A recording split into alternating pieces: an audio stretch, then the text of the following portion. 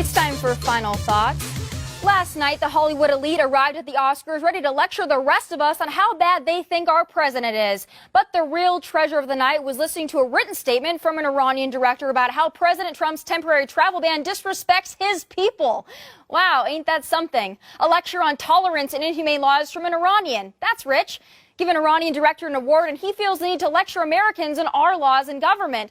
But meanwhile, in the Islamic Republic of Iran, his homeland, gays are executed, press freedom is non-existent, government opponents are imprisoned or murdered, women are burned in acid attacks, and children are subjected to the death penalty. But please, Asghar, boycott the Oscars and lecture our president on human rights.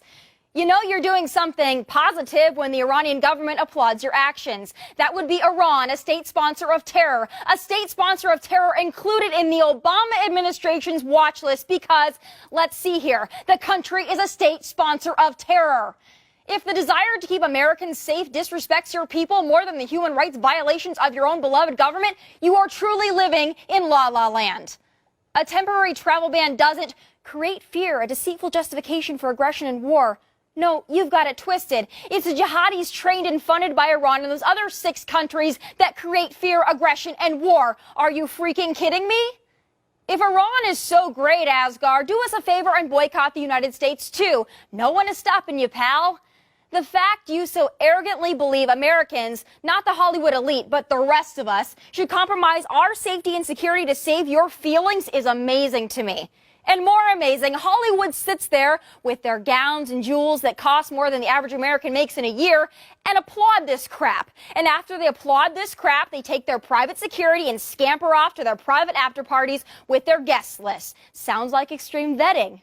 That's the most ironic part of this whole clown show. These elites believe their safety and security is of the utmost importance because of their star status, but don't believe the rest of us deserve to know who's coming into our country. Unbelievable. These people always have a cause to ramrod down our throats because their causes never directly impact them in the slightest. Oh, and last year they complained the Oscars were too white, but it's funny, I've never seen any of them embrace diversity of thought. No, to be a conservative in Hollywood is not only frowned upon, but also unacceptable. They exist, they just have to keep quiet. Part of the whole Hollywood liberal tolerance charade. Now listen, you can keep your jewels, you can continue to stand up for state sponsors of terror or look down on Trump supporters, but luckily we have a president, richer than all of you, who still cares about the average American. Amen. Those are my final thoughts. Follow me on Twitter and Instagram at